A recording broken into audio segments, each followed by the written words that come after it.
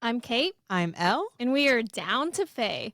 We're continuing our Throne of Glass deep dive this week with Queen of Shadows, chapters 9 through 16. Thank God, because Elle is back. She's alive! I made it. I have got the wildest update for you guys. I just want to start by saying thank you so much to those of you that reached out to see how I was doing with the flu. It actually turned into something horrific. So Spoiler alert, it was Spoiler alert. horrific.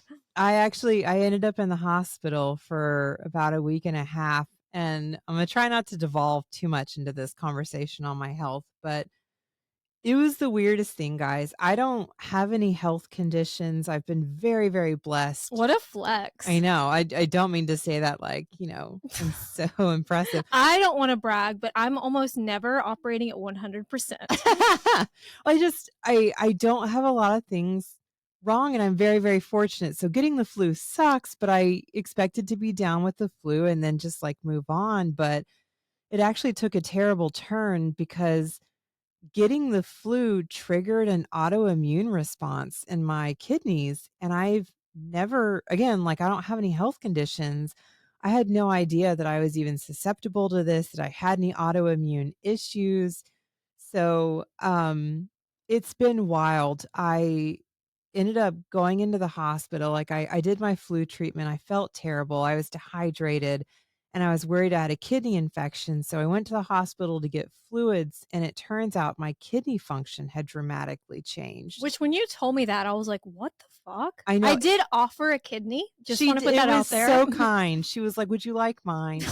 And I'm not using it, I'm sure. I would happily have said yes, but I was afraid my body might kill it. So it's I actually just got discharged recently. So if I get yesterday, and then can I just tell you guys, she went directly to get her nails done. Look, everybody has needs. I'm just kidding. The fantasy ball is coming up next weekend, and I was like, I'm gonna fucking make it. I'm so into going. And now I'm not feeling good. Like, you are feeling better just in time for me to feel like shit. So I apologize if I cough or sound bad. Well, and I apologize if during this episode I start to lag. My energy is up and down. We're just not doing well. I'm not fully better physically, mentally. And want to be here for you guys. It was bad for you. It was also bad for me because I had to go get my nails done by myself. So there was no one to tell them what I wanted. Kate. Do they not know how to do her nails? Is so weird. Your nails look pretty. And then he asked me if I liked it, and I was like, I love it. And I did not love it, but Well, I got out and I was like, I just need like a pick me up after being in the hospital for so long. And I went and got my nails done for the ball. So like, I don't know. We're so excited for I'm not letting my body be sick. I'm like, we're fine. Everybody is fine. We're going to be effing fine. Well, when you wake up and you have like a little bit of a sore throat and you start chugging water and you're like, no, this can't be happening. It is not now. Well, so like without devolving too much, for anybody that has questions, this autoimmune reaction, super bizarre. It's something genetic that I had no idea I was predisposed to. And then it was like all the right things happened. Like a perfect storm. It was a perfect storm of things happening at once that it all like hit me. But so I was like extremely dehydrated out of nowhere. Like I drank water and did Pedialyte the whole time I had the flu. Like I was doing my best, damn it. You have a Stanley. You were trying. I tried. But so anyway, all that to be said, it's called atypical hemolytic uremic syndrome. That sounds made up, if I'm being honest. I know. Everything about it is so weird. Do you need a GoFundMe? No, I'm okay. Thank you. Okay. Honestly, I haven't gotten my hospital bill yet. So like, you were there for like 8 days. I was there for about 11 days or 12. So let's pause that. It could be horrible, but even worse. So like, because it's my immune system that did this to me out of the blue, it's called complement. I blame the complement. It's a protein. That's what it's called? Yeah. I have an overabundance. I make too much, and it went from protecting me to like, you know what? I think we're going to attack your kidney vessels. We don't feel good about this flu thing. I had to get an infusion of something. It's a monoclonal antibody called eculizumab to like fight back, which is very expensive. So I'm really pumped about that because I've had to get multiple infusions, and there's more in my future. And none of your doctors were attractive. Well, That's not true. There were a couple of young hot ones that came in. Really? I didn't know. see any hot ones. And I was sitting there with my hair in a greasy bun. Oh no. One of my friends brought me dry shampoo. I was like, thank you so much. And they took you off of birth control. And they took me So off it's like, birth can I control. not fuck the They doctors? like forced me into a period. This is so much for you guys. I'm sorry, but it was so unfair. So unfair. Mad. But yeah, I was actually sitting there with my hair in a crazy bun when one doctor came in, and I was like, is this the best time to talk to me? I don't know, but it's fine. It's not where I found my husband. It's fine. So all that to be said, I am doing much better. I got my infusions. I will continue to get infusions. If anybody has questions separately, we can discuss. It's a weird situation that should not have happened, but I guess genetically I was predisposed for. Mhm. And I am happy to be out. My energy is very low. I have a lot of extra fluid on. My kidneys are not back to normal yet. Have an extra fluid on you? I have fluid on me all over the place. I'm very swollen. My kidneys are now, or not my kidneys. My ankles are now cankles. Like mine? No, mine are actual cankles now. And look, if you have cankles, you have to love your cankles. These are just unexpected cankles with fluid that shouldn't be there. We got to get you in your shoes for the ball. I know. I'm maybe in flats, but I think as long as I can get Disgusting. in my dress, because I have so much fluid on me. But anyway, I'm happy to be out. I'm happy to be back with you guys. I wanted to record today because I missed the podcast, and I hated that we had to miss a week because I had been sick. But I think We back. I was talking about myself for a minute there. I got all distracted. Let's I think talk about me. I covered everything. Let's stop talking about me so much. I'm here and let's do this. Well, before we get into the chapters, can we start on a bad note? Of course, the floor is yours. These Onyx Storm headlines are not it. Yeah. I'm not loving them.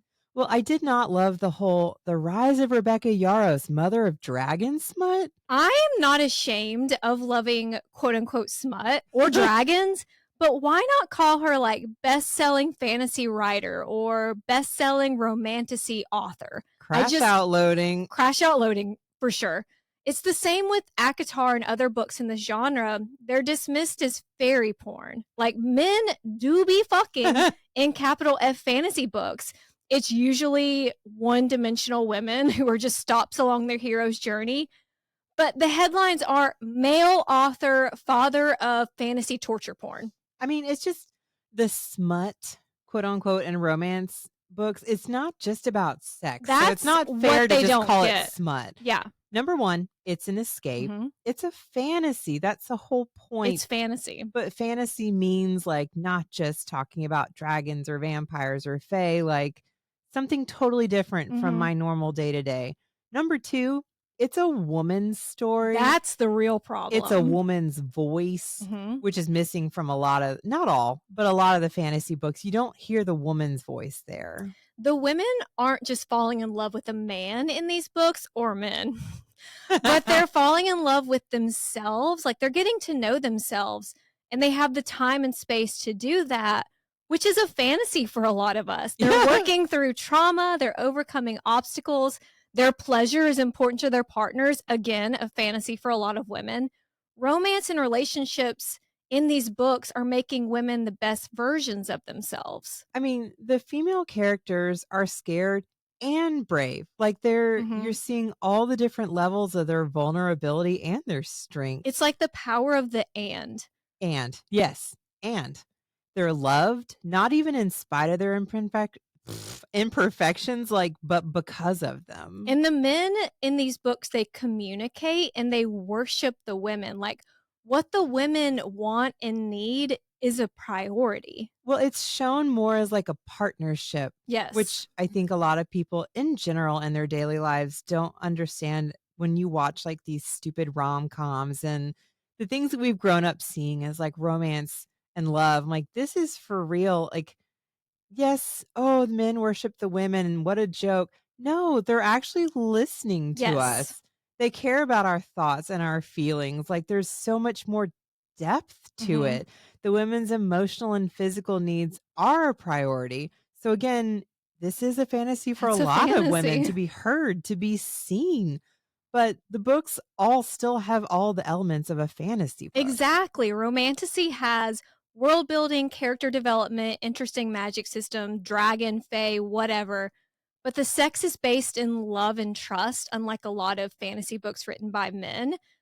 Fantasy books written by men have sex, but they're just called fantasy books. But when when a woman writes it, when it's focused on a female character's journey in life and love, which is a part of life, love, it's smut. It's like dismissed as romance.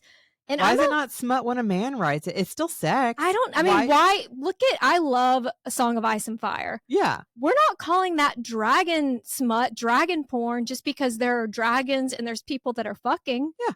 Stupid. And I'm okay with romantasy as a genre because it's a romance in a fantasy setting and it's for marketing purposes. I get it.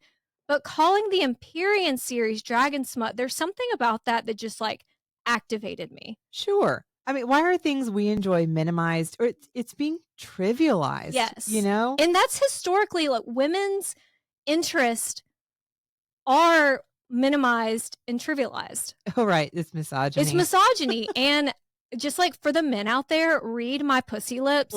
Not everything has to be for you. This isn't for you. It was such a visual.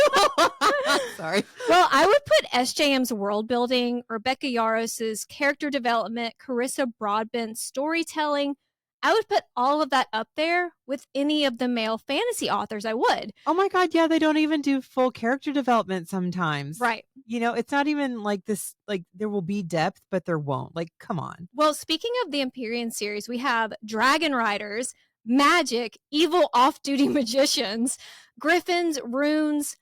What about that isn't an epic fantasy? Like you're just going to label that as dragon smut because it's a woman's POV and she falls in love and has sex, but I mean all of those elements are fantasy. You know, also there's no dragons fucking. We never get to see dragons fuck. When you say it is dragon smut, I'm like the dragons don't fuck. Did you think not that we're reading through? Yeah, did that writer think they were talking about The Dragon's Bride by Katie Robert, which I totally recommend, by the way. I love that. I love The Dragon's Bride, but it's just there's something about those headlines that really fucking pissed me off. Well, the sex is very sexy because yes, you get more detail sometimes than you do in like a normal fantasy series, but you get so much more depth. But even with it being very sexy, like the Empyrean series isn't even that spicy. Like the bulk of the story, that's not where we are. Like calling it smut is to minimize all of the storytelling that Rebecca put into this. The world building, it's like intricate and the magic and there's just so much more to it. So yeah, it's just dismissive and I hate it. But also, what do you say we keep these bad vibes going? I have more going. Well, we missed a week, so I just have been building up all the things I want to complain so about. Much feminine rage. I've been in the hospital ready to let it out. Let's do it. Let's talk about the ACOTAR Night Court special editions. When I say special, it is lowercase s special. Exactly. The crowd goes mild. The way my jaw stayed in place. I don't even fault the business side of it. Like you're securing the bag. Okay, we're not being forced to buy these special editions, but they were underwhelming and I would have bought them. If there's one thing about me is I will buy a special edition of a book I already have. Well, and can I just say, like, I don't know, I'm holding up a book for those that are on YouTube. They're so gorgeous. But like I'm flaunting my Queen of Shadows that I got Acrylipics, did like special edition, beautiful Throne of Glass series books. You can kind of see it's beautifully colored. There's like silver foil all along the edges. Pretty. They actually have. I've been trying to win those for years. They have these beautiful sprayed edges that, like, when all the books are together, it gives this beautiful, like epic scene. And this isn't even like a 10th anniversary. This is just a gorgeous version. Yes. So, like, 10th anniversary. Y'all I'm had like, 10 years and that's what you came up with? Let's blow this out of the water. And I just expected more, you know? Well, if they're going to be all black, like I get what they were going for with the Night Court, but if you're doing a black sprayed edge, do like the mountain and stars and silver or something, you know, like it could have, putting them together could have done, could have done so much more. Well, again, like all black half the book covers we get are all black. So we're just at least make it Yeah. textured, like make it if you're not going to do the gold and silver foil, do some black foiling, Yeah. something with detailing like cuz we're book girlies. We will Mhm. buy your special edition. Oh, yeah, I Like love wasting you don't money. have to work hard to sell it to us, but it was It was kind of a mid. letdown a Yeah. little bit. I don't know, but also, like, stop putting out more special edition box sets before the books are done. 'Cause, Everyone like, is just feral for the next when there's book another one that announcement. comes out, is it gonna match? Is Well, it all they gonna keep fit? building up these announcements, and then it's something like that, and we're like, "You know that's not what we've been waiting for." Right.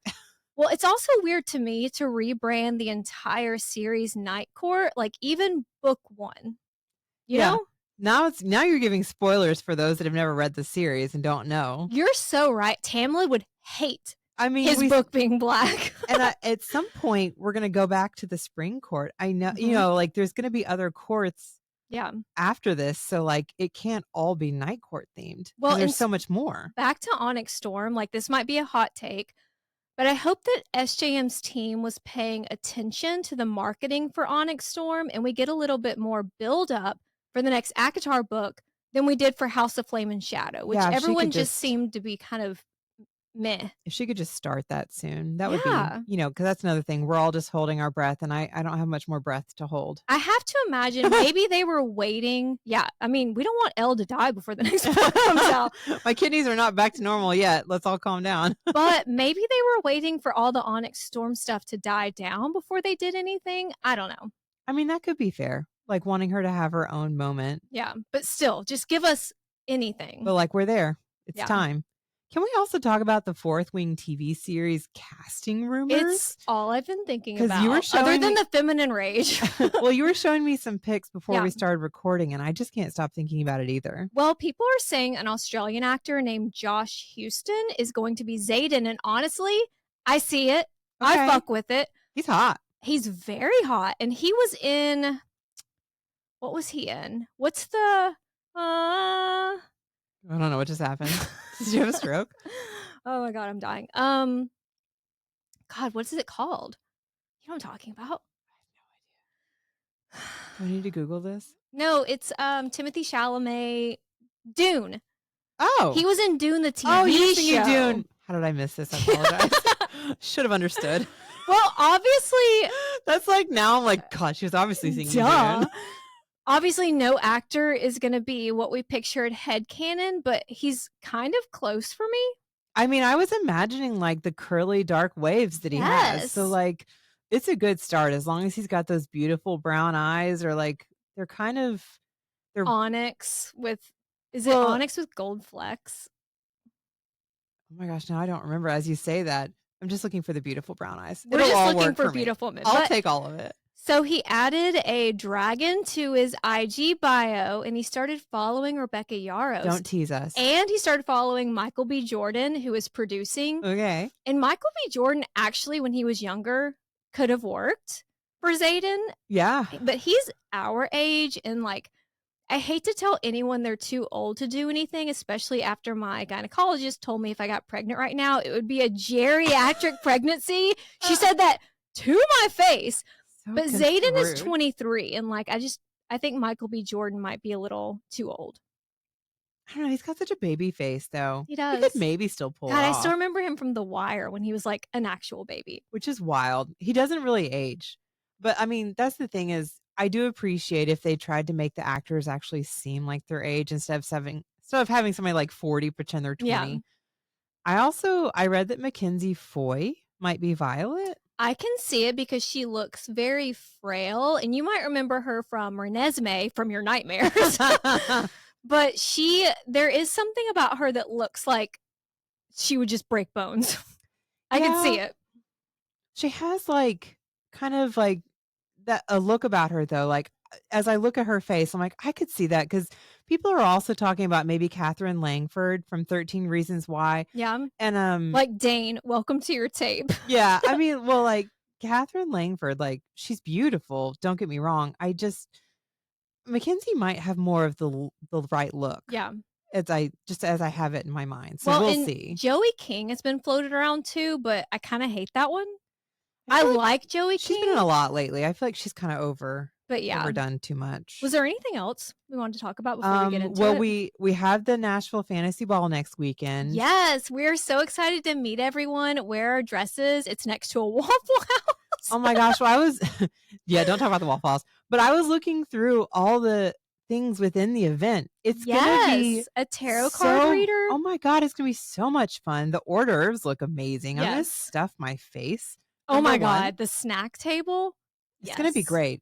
But yeah, I will be there. My energy levels are so low right now, but I'm like, okay, we're gonna be good all week. I got my nails done. Like I keep showing the camera in case They're very anybody pretty. cares. Like I have celestial effing nails. This I is am happening. I'm doing this. I have a headpiece. I know have I'm the refusing to let face myself jewelry. get sick. Like I apologize in advance if my voice just kind of like stops at any point, but yeah, I'm telling my body like, no. I was like, We're we're not getting doing out of the this. hospital. We're doing this. I'm ready for this damn ball. Just so excited. And I didn't want to, so like you were in the hospital and so I was trying not to bother you, but we did this video with this guy on Instagram, Zach Harrison, Mhm.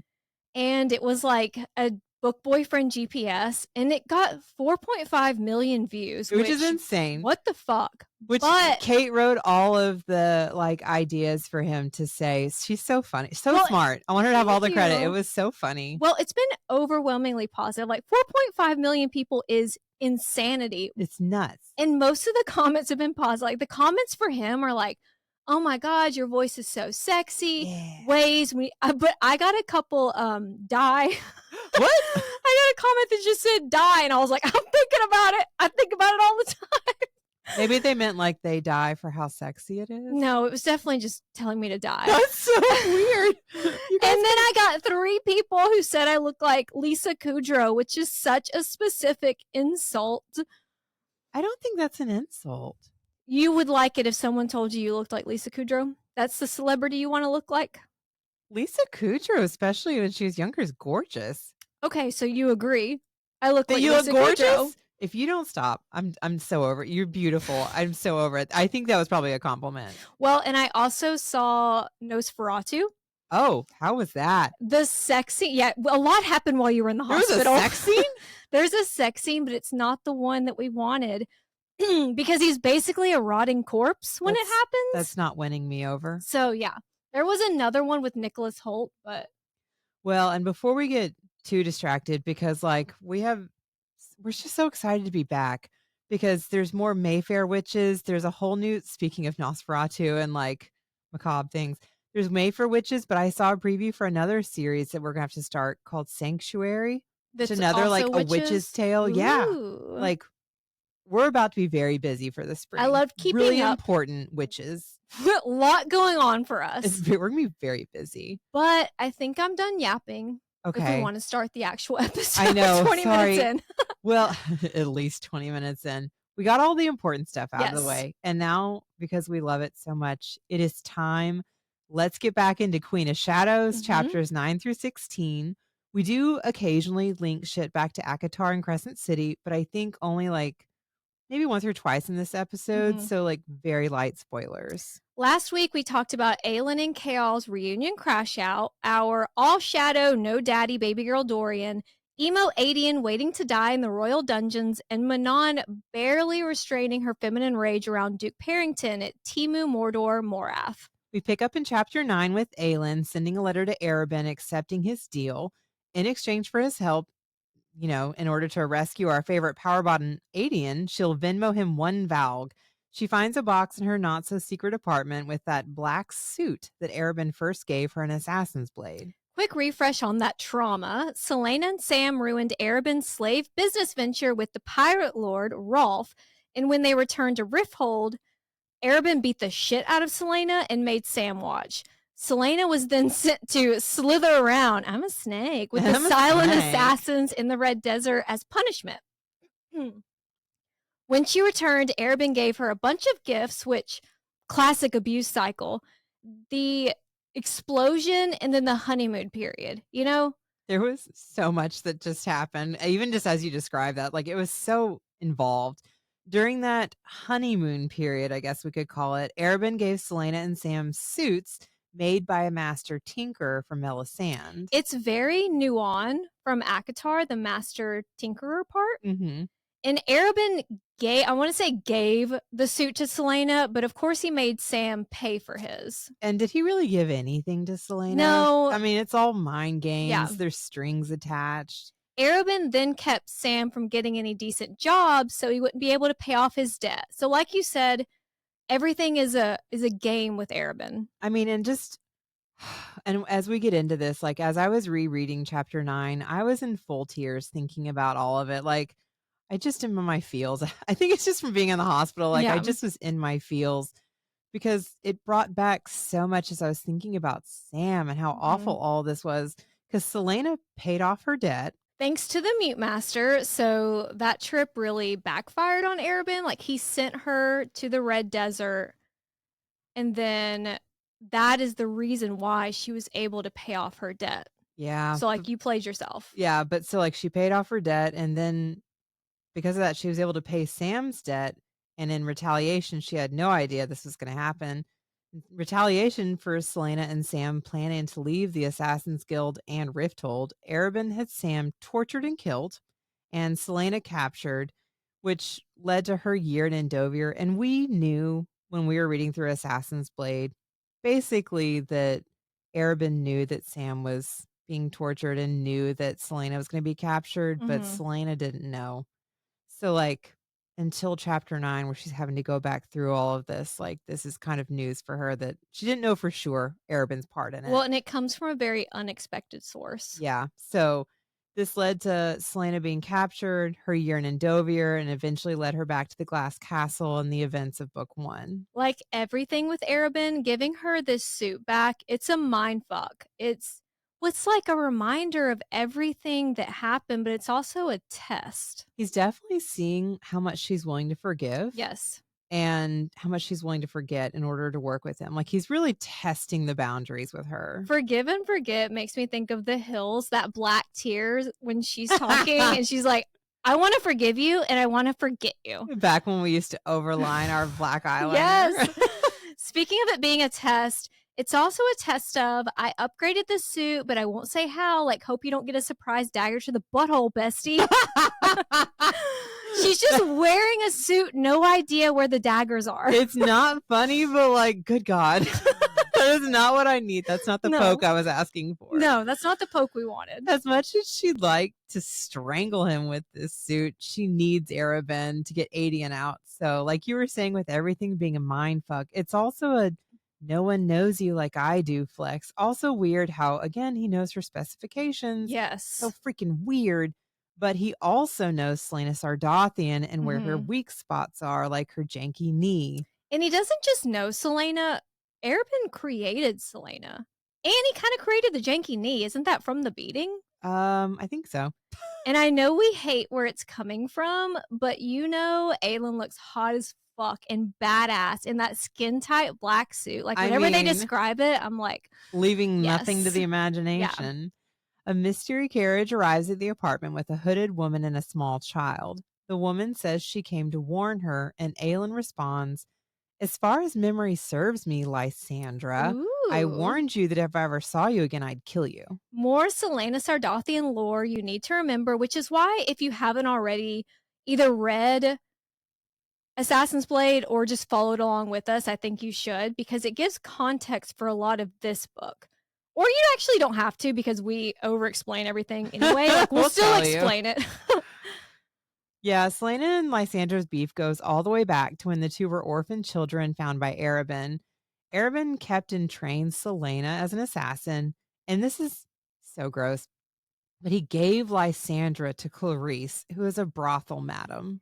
The two were rivals for Arabin's attention, and back to Arabin being livid when Selena paid off her debt, he used that money at Lysandra's bidding when she turned 17, which is when they like bid for a courtesan's virginity. Ugh. Then Selena threw a dagger at Lysandra, and they haven't seen each other since, until now.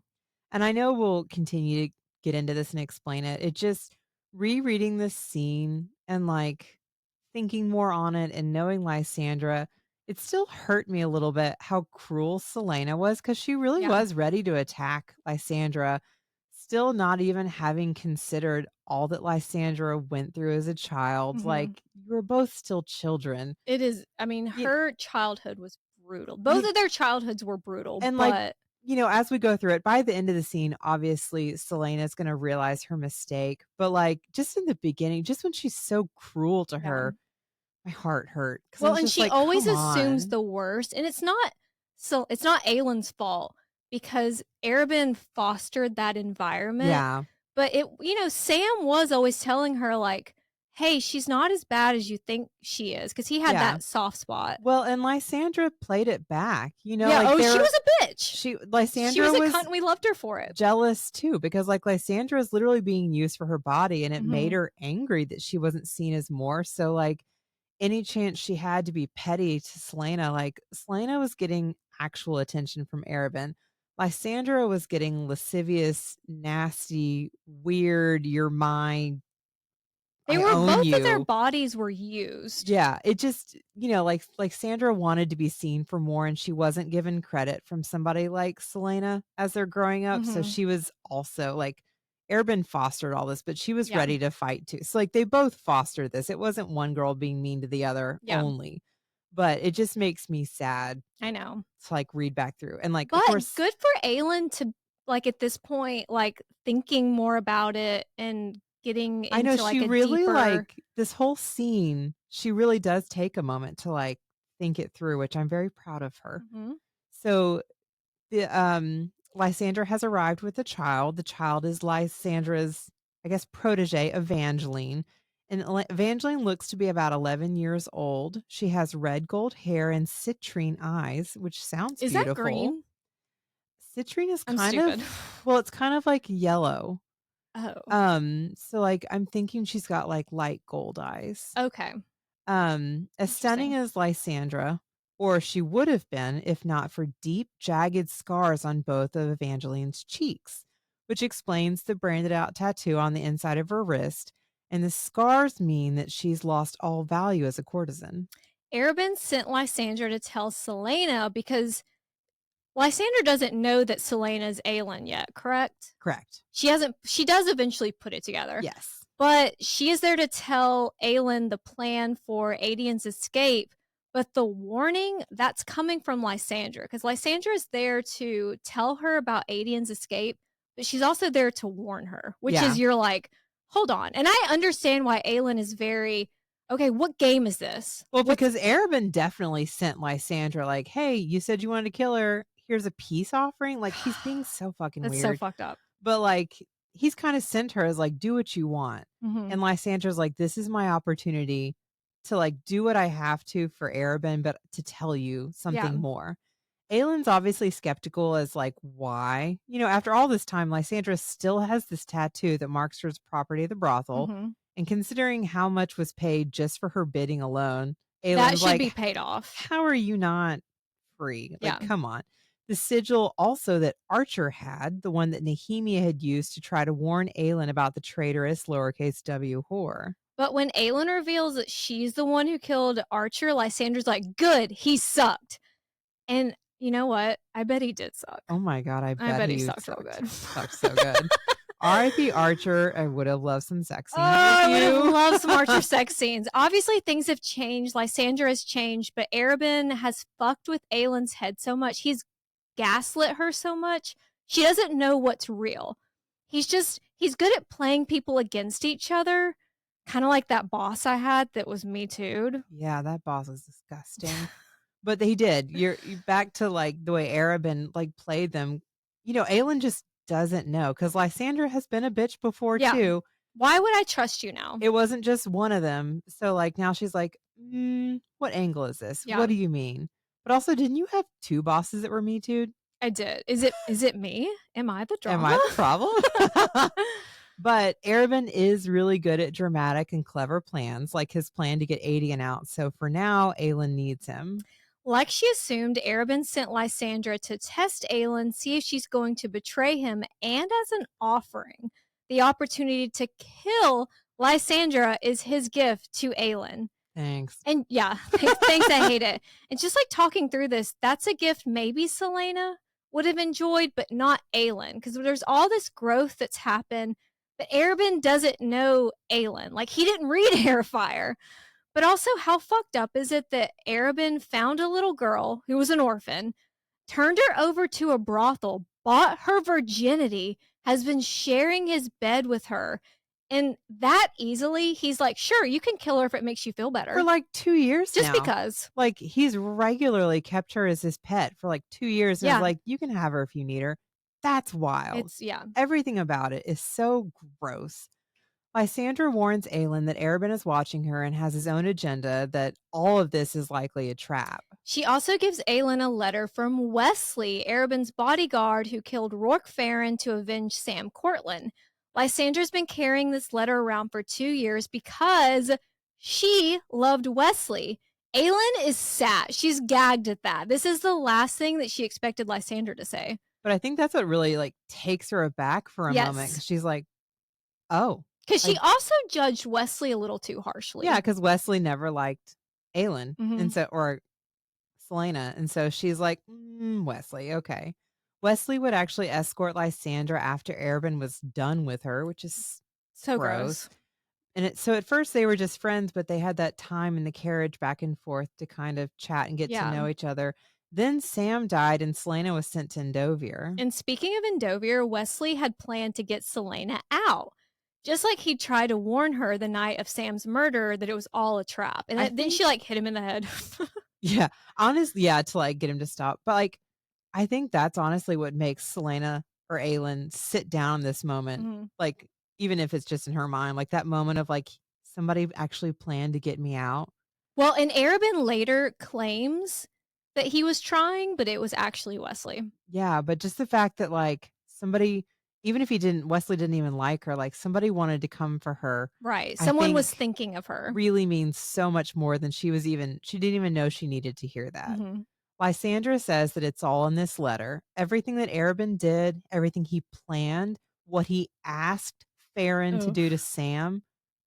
It's just all of it, even to have him do to Celaena, all of it's in this letter. Well, she had assumed that Rourke Farron was just a sadistic fuck who tortured Sam because that's what he does. And he did. He was a sadistic fuck who enjoyed torturing people. But knowing Arobynn requested specific things like Burger King, have it your way, but torture, it makes it so much worse. But even hearing all of this, Aelin still doesn't trust Lysandra. She doesn't know how much of this is real. So she takes a letter, tells Lysandra to get the fuck out, and on her way out, Lysandra tells Aelin, Sam was my friend too. He and Wesley were my only friends, and Arobynn took them both away. Ugh, that makes me so sad. I mean, like, she didn't have anyone. And I've never cried before when reading this, but like I've never cried before, full stop. Rereading it after like being in the hospital, that like it made me cry actually. Like I was like, you're such a sap, because I was just like Sandra's life has been so intense and so sad, and like I hate that Arobynn pitted Celaena against her because they could have been the best of friends. And it just, even her just saying that, I was like, God. Well, and I don't want to compare trauma, but I would rather be an assassin than a courtesan. Oh my God, the sexual trauma versus just like physical beatings. Like I can't even begin to understand what's happened to Lysandra. But just her saying like, he and Wesley are my only friends. Like they were both taken from her, and then she's had to share her bed with the monster the entire time for 2 years. I didn't even think about that part. The man who took the only people she cared about away, she just has to sleep beside him every night. Like, and he probably like, men are the worst in bed. They like snore and they shake their feet. Oh my God, he does whatever he fucking wants. Oof. She's not getting good sleep. The best She's thing I've caught ever at done, whenever he feels like. The best thing I've ever done is having separate beds when I'm in a relationship. You do what you gotta do to take care of you. It just, so reading that line, I was just like, oh, it made me cry, because like, this is just so brutal. Evangeline lingers after Lysandra walks down the stairs. She reveals that Lysandra is the one that scarred her, but not for the reason that everybody assumes. Well, when Aelin hears that, she's like, huh, classic Lysandra. I knew it. Aelin's like ready to fight. She's like, how dare you attack a child? Which thank you, but like let her finish. Yeah. The little girl had been so upset when she was supposed to start her training. Like her mom Yuck. sold her to the courtesans, and she was so upset that she made herself sick the night before starting this training. Lysandra cleaned her up and told her that there was a way out, but it's going to hurt. And Mhm. after running wasn't really an option, because Lysandra told her that she had tried that when she was her age and they always found and punished her. Which is sad to think about little Lysandra, like Aylin's, Selena was being mean to her and all this was happening to her. She was trying to run and being caught. And it's so It sad. just never occurred to Aylin. No. And I mean, like, I'm not mad at Aylin for that. You were a child too. You weren't Yes. thinking She was also, everyone's a victim. Everybody's trying to survive. You're thinking about yourself, but it just didn't occur to her. Well, in retrospect, Aylin is realizing she'd never really given much, if any, thought to what it was like for Lysandra. Arabin had fostered so much hate and resentment between them.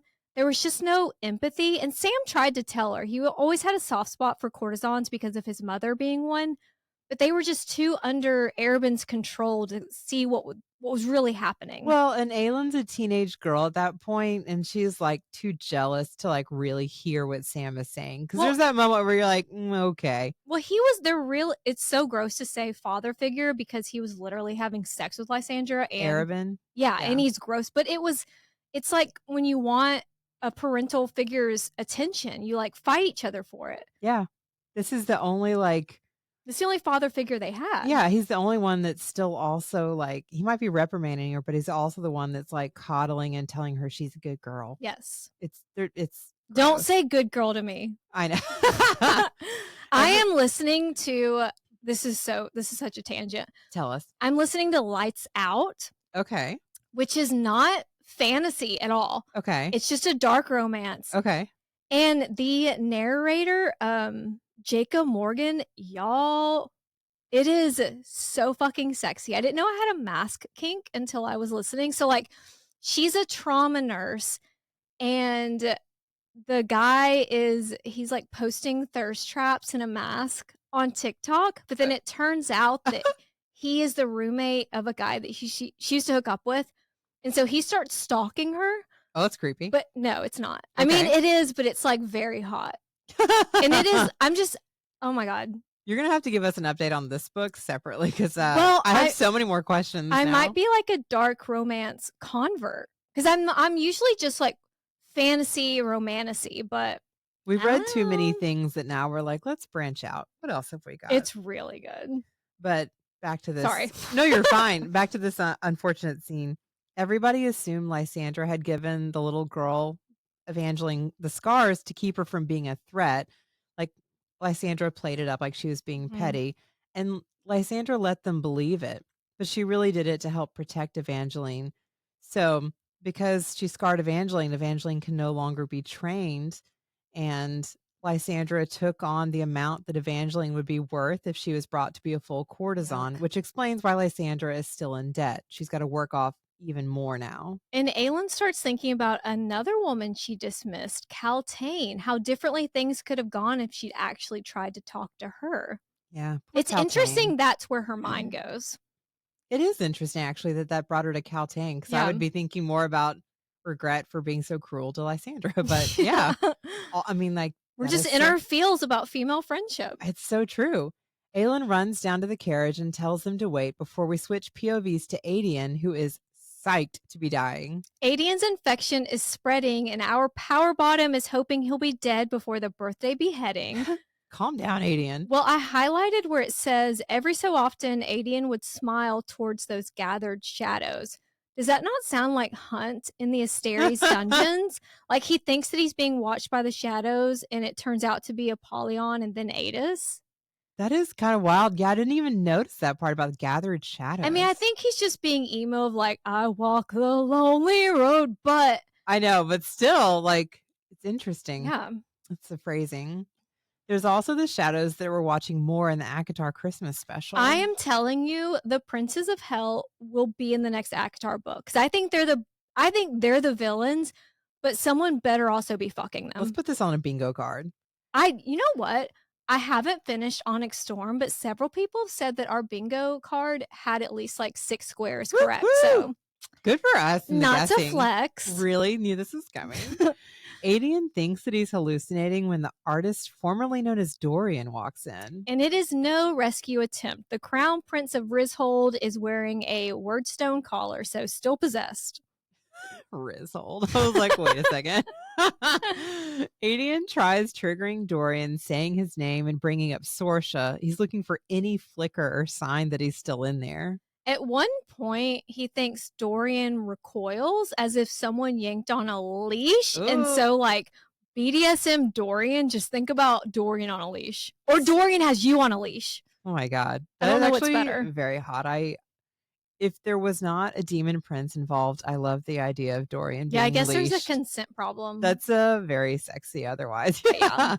The bigger takeaway is that there's someone in there still in need of leashing. It's also interesting that Adian notices that but later on, when the big escape happens, there's no flicker, there's no sign from Dorian, Yeah. you know?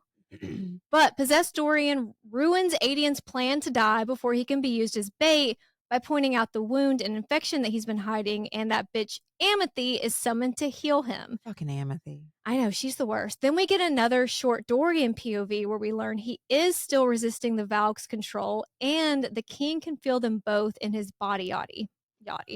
Body. So the king can tell that Dorian is still fighting, and they're sharing the body.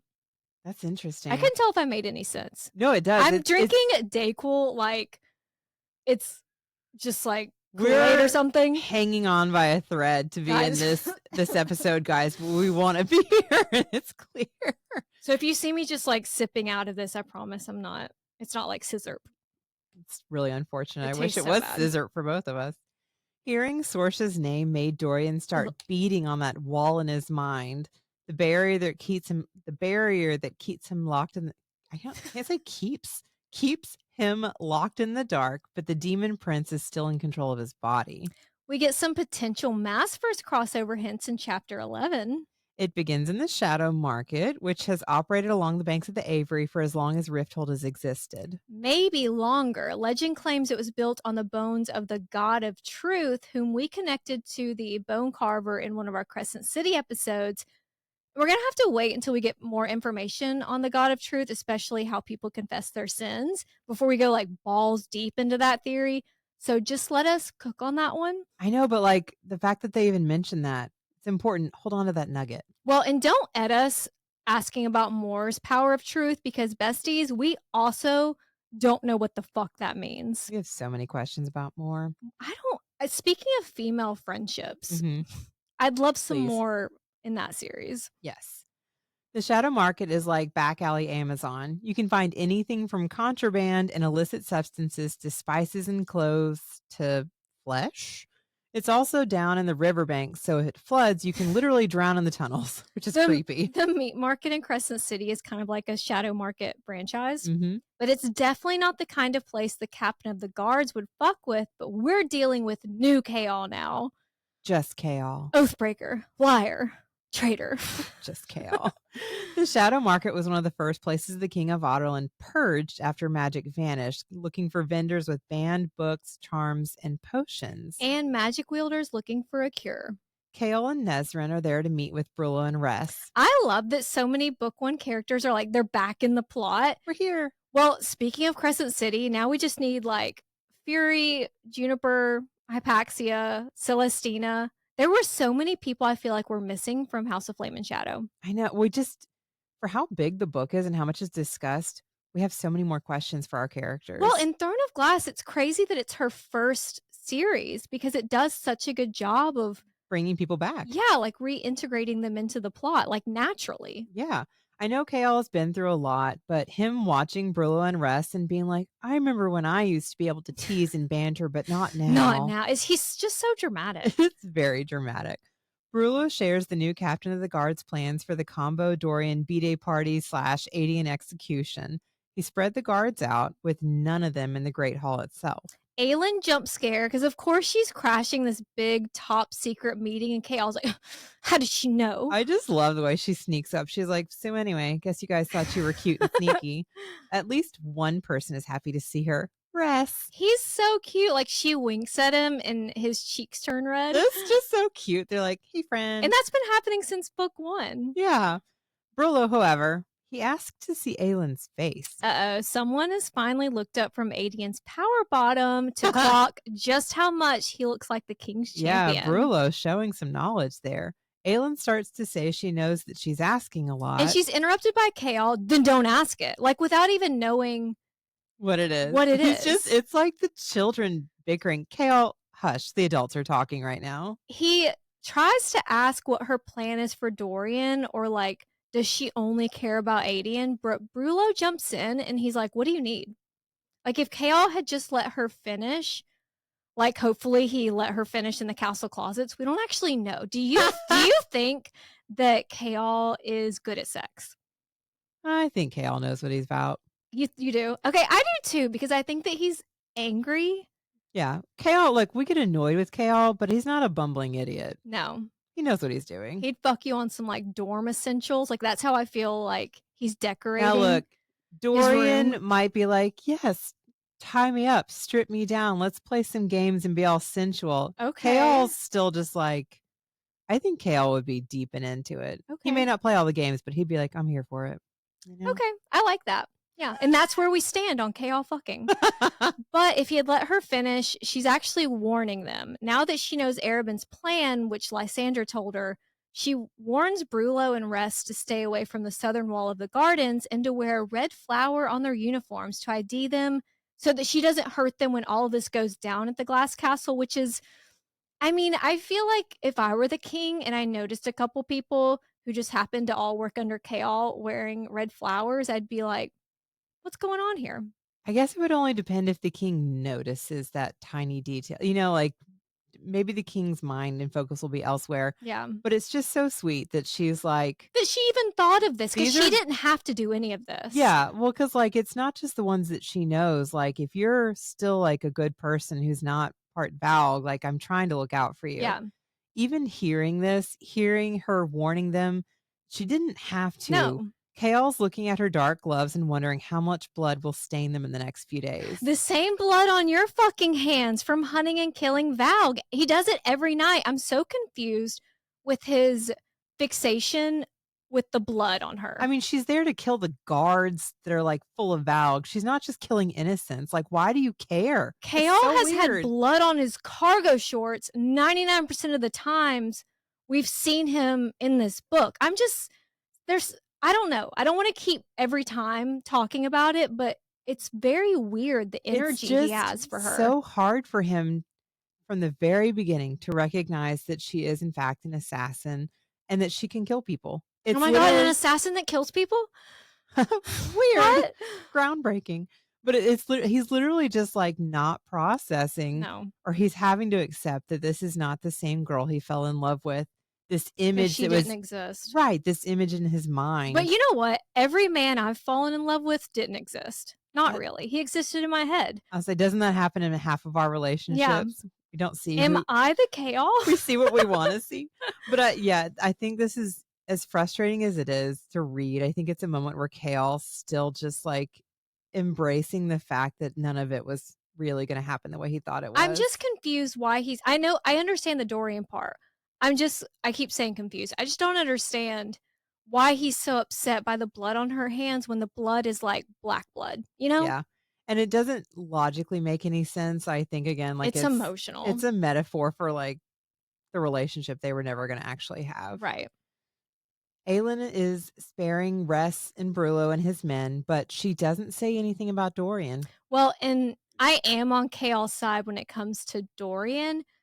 I understand why Aelin thinks there's no getting Dorian back. Like, she saw what happened at Mistward, and Chaol has zero experience with the Valg princes, so he's not going to get it.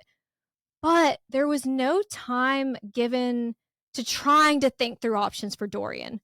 Like, I can't help but wonder, and I think I've said this before, but how she would have reacted and handled things differently had it been Adian or Kaol even, or like, God forbid, Rowan, if one of them had been possessed, and again, I'm not gonna try to fixate it on every episode, but I don't love how she's automatically like, "We gotta kill Dorian." Well, she doesn't She have has access. books and stuff that she's She also doesn't have access to her magic, though. You know, she's so much more limited here than, like, mhm. if she had been in Winland, she could at least contemplate other options, but she doesn't even have her magic to But she rely hasn't on. even looked for other op she hasn't even done, like, any research. You're Like, "Let's right. go to the library." Well, and to be fair, Adian's impending death meant that she had to prioritize, like, one thing Yes. over the next, but it is And yeah. Dorian's never been the priority. There's just I know, baby girl. There's just there's not a lot of answers for Dorian. Yeah. You know, I don't think she wants to hurt him, but she doesn't have an answer for what to do because she doesn't know what's gonna happen. She will try her best not to hurt him, but, like, if you get in my way, there's a line I have But to if he figure gets out. in my way and he's as gorgeous as Dorian, but then he's also, like, evil Valg Prince, I'd be like, "Stop." Dorian, Dorian, stop stop. it. Aelin takes advantage of being in the shadow market and does a little shopping, then strolls over to the Royal Bank of Otterlin. And we don't find out what that visit is about right away, and there's a lot of things in this book that it's like little things she does that come into play later and you're like, "Oh." Little And nuggets here and there. sometimes that pisses me off if I'm being honest because I'm like, "I was in her head. What do you mean I don't know what she was doing?" Yeah.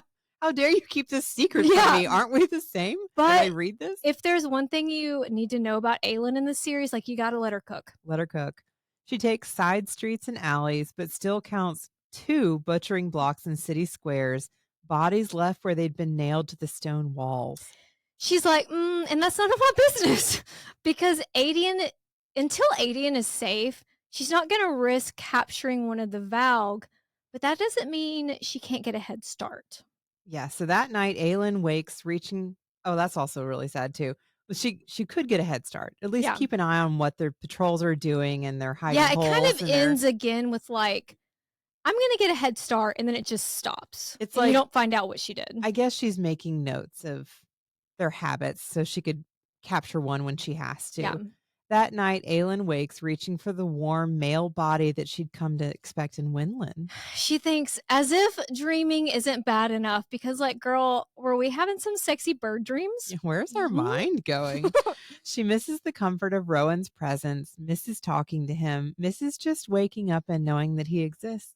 I bet Rowan takes his shirt off by grabbing it from the back and pulling it over his head. Why is that so hot? Why is that so hot? But when I was thinking about that, I was like, what do Illyrians do for their wings? Like, do they have little holes? Well, like, even if they have, I'm like, Hunt, they talked about Hunt had like little, what they call it? It was like little buttons. but I have so many questions still because I'm I like, have questions are your as wings well. out when you're putting this shirt on? Because that would be the logistics. Because only Reese can like magic them away. So Yeah. just imagine Illyrians getting ready for battle. Like their siphons are on, serious faces. They're giving speeches about sacrifice and honor, but they're tying the top of their halter top. Yeah, they're like looking, they're turning We to their go friend to like, war. buddy, don't forget my snaps in the back. Can you get my snap right there in the center? Like, that's so funny. I don't know why that, and then wondering what they do with their arms and legs while they're flying. Those two things make me laugh so fucking hard. I want this to stay sexy, but I'm like, yeah, those questions. But now you're picturing them in a halter top with and their dead legs arms. are just- So anyway, those sexy men, those sexy bat boys. Even though Aelin had a big breakthrough at Mistward when she realized that needing rowing was not a weakness, she also doesn't want it to be a crutch. Despite that, she wishes she hadn't left such a strong need to prove that to herself. I can't speak. Felt such a strong need to prove that to herself weeks ago when she left him flying in circles in Winland. just caw.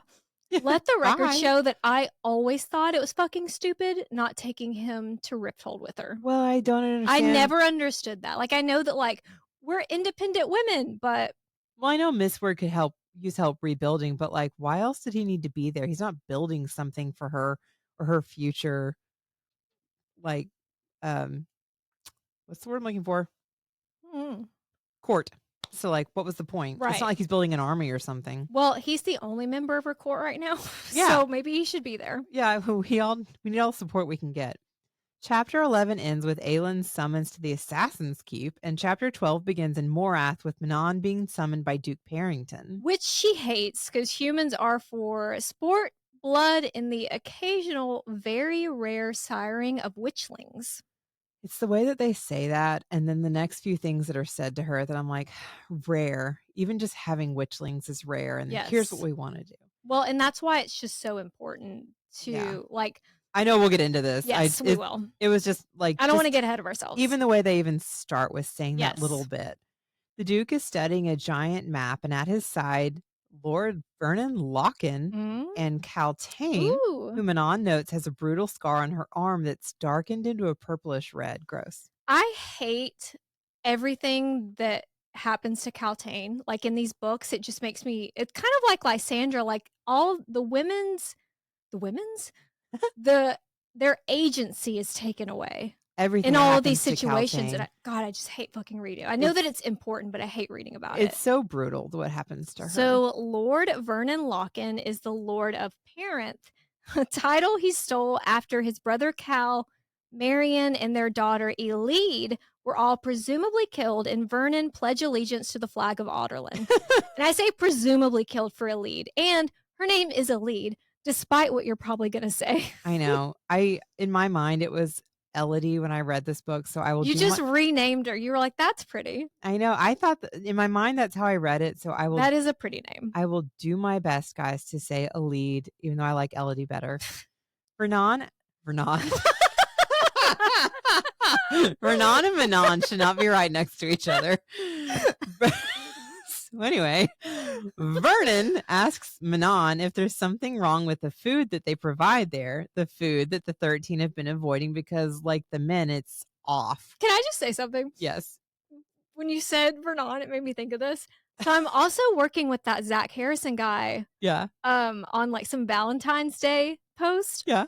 And so I came up with some Valentines, and I had to send him a video like with pronunciation and explaining context. Uh-huh. So I was like, one of them is roses are red, ignorance is bliss. All the underwear was too small for this. And it's from Hunt to Bryce. And so I had to explain, like, all the underwear on the depth charger was too small for his dick. And I had to, like, explain that to someone. And another one is from... I'm sure he was like, okay. I know, in The Cruel Prince, I said, a tale as old as time, but Tail. Because he has a tail. And so I'm having to explain to this guy, like, hey, this character has a tail. And then another one was... it was from Reese to Farah. Roses are red, violets are blue. I don't know how we're going to get this baby out of you. Oh, God. And so I had to be like, well, they don't have C-sections in Prithian. Like, I just had to go line by line. It's and when the explanations to give background. You're yes. like, so... Well, when I'm talking about it with people who know the books, and you don't have to explain it, you just get it. Mm-hmm. But then when I was explaining it, I was like, what the fuck? Like, what am I doing? Even when you're having to explain it, you're like, I know this. If you don't, this is going to sound crazy. If you don't regularly read these books, this sounds absolutely ridiculous. But I had to be like, it's pronounced Manon. And I said, roses are red, your blood is blue. I'll bleed whatever color you tell me to. I won't say who it's from, because that would be a spoiler. Giving us your Valentine spoilers, because I love them, and I can't wait for everybody to see them for the first time when they all come together. They're gonna be so sexy. They're so funny. You're Thank so smart. So we're talking about Vernon. Yeah, sorry. Not Vernon. Vernon and Manon. Vernon asking Manon what's wrong with the food. And, you know, Manon's had her 13 eating elsewhere because everything about the men and the food Uber Eats every night. Everything is off within their the mountains. The Duke says that if he'd known she had so many dietary restrictions, he'd have asked for the Yellow Legs heir to be made wing leader. No one was made anything. Manon earned that title. I was like, squeech? Excuse me. Squeech! And Parrington tells Manon and Astrid they're going to begin experimenting. He wants to expand their numbers and thinks because of the witch's connection to the Valg, they might be compatible for breeding with them. When I first read that, I want to be completely honest. You know that meme of the girl who's like trying kombucha? Yes. Like I heard breeding with the Valg and I was like, eh? And then I heard the logistics and I was like, pass. Well, like, in the very beginning, I understand when Manon has a moment of like, could this make us more powerful? Because they Yes. already are part Valg. So like Is it maybe incest then? No, because they're just like the same breed of. it's like just being the same species. Yeah. Like we're all human. Yeah, Like you're right. You're right. you know, it could be something really cool to make them stronger potentially. I'd watch. I don't I understand the theory behind that and why Manon might pause, but like that's not what's being asked of you. Yeah. They're trying to take you and do something fucking weird, Yeah. and it's not by your choice, but also this is I feel bad for Astrid in this scene because We don't know her backstory yet. even if we don't know her backstory, like we've just heard witchlings are rare Mhm. and honored and special. And even if like the breeding could make you more powerful, you can't do this to like the witchlings are so Yeah. important to their whole culture. Mhm. It's wild. This is not conventional breeding, but like sewing a stone beneath the belly button that allows the valve, like it's something really effing What does weird. that remind me of? Like sewing something under the belly button. I don't know. It's gross. It's probably something else weird and dark. Yeah, but like, why aren't they just fucking? I mean, it would be a consent issue for the men Well, that are because like, the infected, but Valg are inhabiting human bodies, so the fucking it's not quite the same, like, you're not just getting a Valg they that could way. try. I don't know. But not only would a child born of Valg and witch blood be a powerhouse, the witches again so this could be beneficial if somebody wanted to willingly try, but that's not what's being asked. Yeah, They're being told to be used for this, forced into this. right. But then again, the witchlings are very, very protected. This is very important to their culture, so you Well, and can't so, just use them as experiments. but if you're the Valg, you look at the witches and how protective they are of their young, and that's who you would want protecting the Sure, young, you're you like, they're know? gonna ensure the survival of Right. whatever these are. Well, and Manon is gagged not just at this demand disguised as a request, but Manon didn't read Air of Fire. She didn't even know the Valg, the ones who bred with the Fae to create the witches. She didn't know that they're back and that they're working with the king and the duke. So she's like, wait, what? Yeah, you guys just threw out a whole lot for me all at once. Like, I know I'm here to fight for something, but Valg, Yeah. we haven't heard about Valg in millennia. Well, and she has to go ask the smart one. So, like the member of the 13 with glasses. Yeah, does all the research. The Duke tells Manon to pick a coven of Blackbeaks within the week and threatens Abraxos and the 13. As soon as they leave, Astrid is in Manon's face about it. Manon thinks maybe, like you were saying, it wouldn't be so bad to join their bloodline with the Valg. Like they're obviously strong. And everything goes back to like, maybe they'll know how to break the Kraken's curse. Yeah, that sounds like that's what it is. Stupid. Just the fact that she even has that moment, I'm like, the Kraken curse is broken with peace. And you're like, let's bring some dark demons into it. That'll make Well, it better. it's like Manon knows deep down, like, the difference between right and wrong, but she's just been, it's like nature versus nurture. It's just been I shoved know. down her throat. Yeah, all of her ingrained breeding, the thoughts that come up first are not necessarily naturally her own. Because you're right, deep down, Manon knows this is fucked Yeah. up and has asked, like, but she's also, she's not just the wing leader, she's the heir. She's in a Mhm. very stressful position where even if she doesn't want to do this, she can't just make that call Yeah. because there's so much pressure riding on her. So then, like, Astrid, who's making very valid points, Yes. gets in her face. I It's like, love that Astrid's not afraid to be like, bitch, this is fucked up. yeah. And I mean, but like Astrid's getting in her face and Manon's like, let me even just fucking process for Yeah. like, even if I want to say no, how I would even begin that because like her grandmother's going to expect it. Yes. Her grandmother doesn't care. Her grandmother's like, you just follow what you're told. Well, and her grandmother, it's weird later on, someone's like, your grandmother wouldn't stand for this. And I'm like, who do you think's co-signing all this shit? Yeah. You're giving her that bitch way too much credit. Her grandmother is the darkest matron of all. Yes. She's definitely the one that's like, do what you want with them. I don't care. Yeah. As Astrid points out, witchlings are rare and sacred. They are a gift from the three-faced goddess. They're protected. You know, everything about them is protected. From the first signs of pregnancy until they come of age at 16, to harm a pregnant witch or her unborn witchling or daughter is the highest crime that a witch can commit. So to even consider Mhm. to use them for something like this is horrific. Well, and there's no greater pride than bearing a witch child, and there's no greater shame than losing one. And like, put a pin in that. Astrid and Manon have been at each other's throats Astrid and Manon have been at each other's throats since they arrived in Morath, and this is like the last dry tampon that Manon is going to pull out. Gross. Manon is replacing Astrid as her second with Sorrel. It's just, it goes back to this ingrained breeding where it's like you don't question. So Yeah. even though that they're family and Astrid is right to point out these very important sacred things, Manon is still like, you get out of my face. Well, we don't always want to hear logic. Well, and Manon hasn't even had a chance to process these thoughts for herself. Yeah. Well, it's like when your friends are telling you, like, hey, don't text him. And you're like, don't fucking tell me what to do. And it's the right thing. Like, don't text him. Well, like, I also have to come to some of these conclusions on my own. Like, yeah, I'm like, on my journey. Manon doesn't even have a chance to think through what any of this could mean because Astrid's immediately in her face. Yes. Like, and I get it, Astrid. You're not wrong. Thank you for looking out for the witchlings. Well, but she doesn't know. I mean, I guess Astrid would know, but he's threatening the 13. He's threatening Abraxos in their mouths. Yeah. Like, I have a lot on my shoulders that as the second, you don't necessarily have. So, But like, also, I understand, like, there's other things going into this. I'm not in charge of all of the witches. No. Like, if I try to say no, is he just going to do this anyway? Yes. Is my grandmother going to force us? Like, is it going to be done to us? Like, I don't want the 13 to be the coven. There's so many things that Manon has to think through, and Astrid is not wrong. She's just frantic. She's like concerned. the way it's kind of reminds me of that conversation Dorian and Nehemia had. I don't remember. I guess it was book 1 where they were looking out at Selena and Chaol just like dancing doing the snow. Macarena or whatever. And she says, like, they'll never understand the pressure. Yeah. And which at the time I was like, what do you mean Selena won't understand the pressure?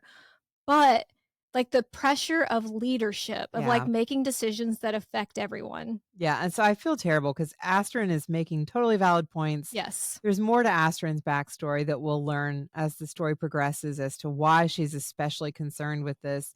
But Manon is just, she's like, you know what? I don't need this from you right now. Yeah. I have enough going on. Not once in the past 100 years that the 13 has been together has Manon changed her MySpace top 8. Do you remember when you used to notice that it's changed and you're like, wait a minute. I thought we were best friends.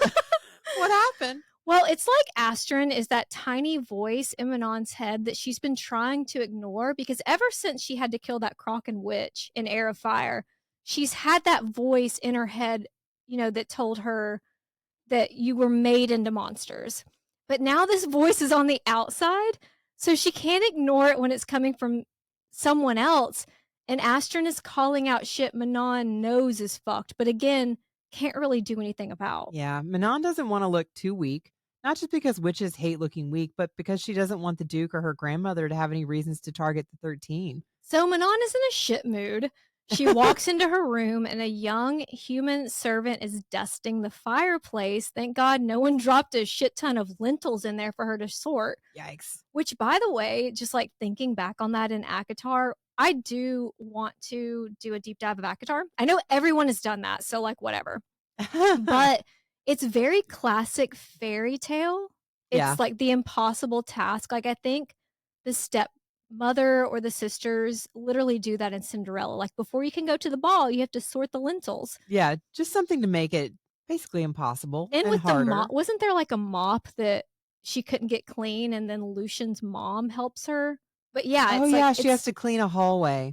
It's very fairy tale. Yeah. The young woman, this human that's cleaning her room, has pale skin, dark hair, and a crippled right foot with thick chains between her ankles. She's described as pretty. But a certain character will describe her as beautiful later on, and I cannot wait to get to that part of the story because I actually love him. He's up there for me. Wow. Yeah. That is unexpected. Is it? Yeah, I don't feel the same. But we'll discuss as we go along. Wow. Well, at least we don't have to like fight over fake men. That is another fictional men. Our taste in men varies, which means that we all get our options. Yeah.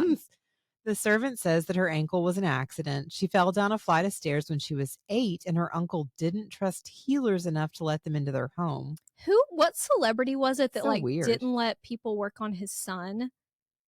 Was it John Travolta? Yeah, that's what it's but that's because I think Scientology, and they wouldn't let them do any kind of like actual like medicine. But how is that legal? that's a whole other Okay, I don't sorry. know. That is a No, huge tangent, it but is a it whole just made me think tangent of that. because ethically they could have saved him. Yeah. Weird. But Okay. Anyone else would have seen this trembling, stammering girl and dismissed her as like a terrified nobody. But Manon sees through the mask. She sees Elide. she sees what this girl's trying to put down. This servant is Elide Lockin, the rightful heir of Peranth, daughter of Lady Marian, the one who sacrificed herself so Aelin could escape 10 years ago. Which puts Elide around 18 years old. Bleh. Ugh. Despite being the niece of Vernon, now I want to say Vernon just because I did Vernon. that one time. Despite being the niece of Vernon, Elide swears that she isn't a spy. Manon uses her iron nail to slice beneath Elide's chin. Manon uses her iron nail to slice beneath Elide's chin, leaving a trickle of blood. And, like, for funsies, she tastes the blood and she realizes something. And the first time I read this, I was like, scissor me timbers. Where is this going? Yeah, we're having a sexual moment. But it's not going where I thought it was. Elide may take home the Oscar for Best Actress in a coward, harmless role, but she can't hide her heritage. Her witch heritage. Now that heritage? Manon has tasted her blood. Manon can scent Elide's fingerprints on the map that's on Manon's desk. So the question is Elide a spy for her uncle or does she have her own agenda? Yeah, what were you doing, quote, cleaning in my room? And does she want to bump pocketbooks? History will say they were roommates. Manon and her new second, Sorrel, visit the blacksmith, and Abraxos is not happy with this He's change. such a little flirt, and now he has this male wyvern who's ruining everything. Don't He's get like, in my space. The aerial blacksmith shows Manon what he's been working on for the witches, but she wants something lighter. I don't even know why I put that in there. Who cares? He can't respond though because his tongue has literally been cut out to keep him from spilling trade secrets. That I've is had to wild. for most of the jobs I had to sign something about trade secrets, and I'm like, where's the trade secrets? Are they in the room with us right now? Is the culture in the room with What us? am I potentially telling? Nothing. But just imagine, yeah, like, oh wow, Outlook. But just imagine that they just cut your tongue out. While they wait for the blacksmith to return, Sorrel tries to reason with Manon about Astrid. Which is surprising because witches are supposed to be cutthroat. But like Sorrel just got a promotion she should be psyched about, but she actually has Astrid's back. The rest of the 13 have Astrid's back too. They didn't react to the news, when it was announced that Sorrel got the promotion, but everyone's kind of sticking close to Astrid in solidarity. I mean, it's like you said, it's been the same MySpace. I guess it was me that said it, but the same MySpace 8 for the last 100 years. Yeah. So like nobody was upset about their station. They were okay. Like Sorrel was okay being third. Yeah. Like the fact that this suddenly got changed because Astrid questioned, like Sorrel's like, I was okay. I'm happy to be here. I'm grateful to protect you, but Yeah. Something's not right. Yeah. Also, Sorrel's like, we're all on edge here. At least at the Omega, we had a routine and purpose. Now we're just weapons with tits waiting to be used by men. Disgusting. Gross. Sorrel brings Manon's grandmother into it, like I was saying earlier, saying that, your grandmother would make the Duke's life a living hell, but I don't know who she thinks is signing off on all of this. Like, of course the grandmother knows what's going on. It's so sad because they still have faith in their matron, but their matron is not looking out for the witches, which is her job. Which they should know that because they all stood with Manon when there was that big scene of Abraxos finally taking the plunge. Yeah. That doesn't sound right. Also, like, I guess the crossing.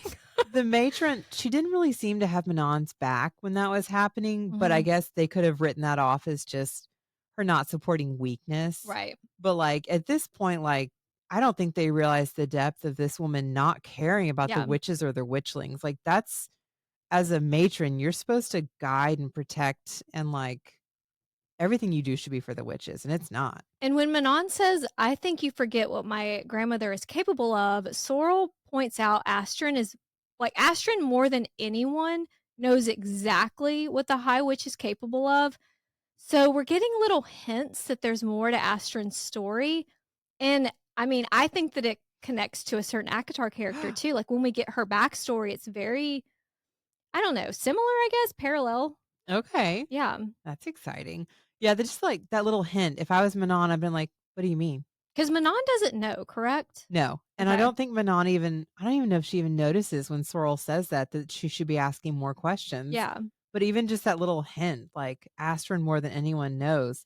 There's clearly something that everybody but Manon knows. And if I Right. was Manon, I'd be like, "What do you mean?" Yeah, we're too nosy. What do you mean? Yeah, what do you mean? Back in Rifthold, Aelin is walking to the Assassin's Keep for the first time in 2 years since the night that Wesley tried to warn her she was walking into a trap. At least this time she's well aware that it's a trap. I do find it they were talking about the secret Assassin's Keep. The king has no idea. I find it very hard to believe the king just doesn't know this entire time where the Assassin's Keep is. Like it is a manor house in the type of neighborhood that would like give out full-size candy bars on Halloween. Like it's a very nice neighborhood. And you're telling me in this very nice neighborhood, there's a bunch of big, scary dudes that live in a house together. Yeah, they come and go and nobody notices, like, it's not weird.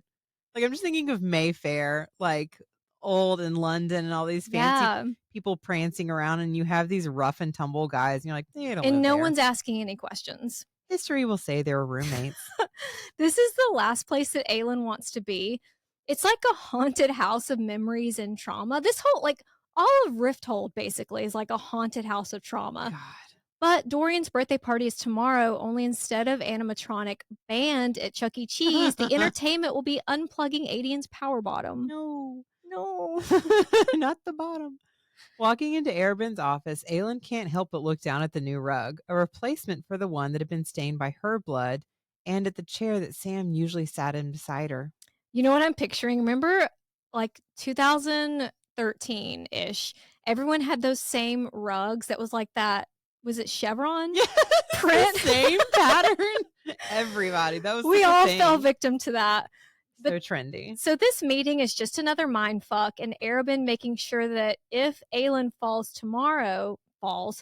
if Aelin fails tomorrow, she's not going to betray him to the king because she could get caught, and then he's worried that she's going to be like, Arabin, help me, which I would definitely do that. Point some fingers. He also wants to know why, despite her tracking Valg, she hasn't brought him one yet. But she knows Arabin better than that. She's not gonna fulfill her part of the deal until Aedion is safe. Yeah, well, even just like if We don't trust you. even if she can comfortably, like, I don't know, tackle one of these and kidnap him, like, I'm not trying to stir up extra trouble. Yeah. You know, like, I don't want to draw extra attention to myself, like, right before this big event. No, that's a good point, because the king can definitely be like, who is strong enough to have taken down a Valg? Why do I have a whole battalion missing? Like, what's going, like, there's so many things. Arabin basically asks also why Lysandra is still alive. So Aelin was right in her assumption that he sent the courtesan to her apartment as a test and a gift. All a test, all a mindfuck, like him saying that she fills out the suit better than she did at 17. Yuck! And warning her how dangerous the city can be for fire-breathing bitch queens who don't keep up their end of the deal. So it's like it's a threat, but then it's also, she talked about early on in this book, like, is he my father? Is he my master? Is he my lover? Like, he keeps the lines blurred to keep her off balance. He's like trying to flirt with her. He's also trying to threaten a little bit that, like, I know who you are. I can hurt you in some way. Like, That's why I love when a certain Fae male comes into town, and Arabin definitely feels like he feels the threat. Yeah. As he should. Yeah, but Arabin's trying to keep her on edge a little bit. He asks what Aelin plans to do with the princes. He says princes. Does he know that there's a Valg prince? Like, how would he know that? I don't know. I don't know. He knows a lot of Well, things. technically, Aedion is also a prince. He's an Ash River prince. So I don't know. Maybe. Yeah, I bet you're right. I bet that's what he's talking about. I can't tell for sure if he means, but I mean, he could easily have figured out something weird with the collar around Dorian. So I don't know. Happy to see your mind isn't gone after your hospital stay. Thank you. She's still with us, guys. I've been slowed down a little bit, but I'm here. Arabin makes a comment about Chaol's former lover, Nezrin. Did you know her father makes the best pear tarts in the entire capital? That sounds so good. Every time they say pear tarts, I'm like, yum. I know. Now I'm really hungry. Aelin didn't know about Chaol and Nesrin's history. Interesting with how Chaol reacted to her quote-unquote gallivanting around with her fairy prince. Mm-hmm. But also an important little note about the pear tarts. And it's like Arabin really doesn't know whether he wants to help her or not. Like, he does, like, he puts little things out there, but, like, just tell me. I know Arabin gives it so many, like, little codes and hints, and it's like, you have to really be on like, I don't know if I've had enough caffeine for conversation with Arabin, like, I'll miss something. I would be, like, scrolling on my phone, "What? Yeah. He Did you say just something about tarts here?" he drops in so many little nuggets you forget to, like, call back to.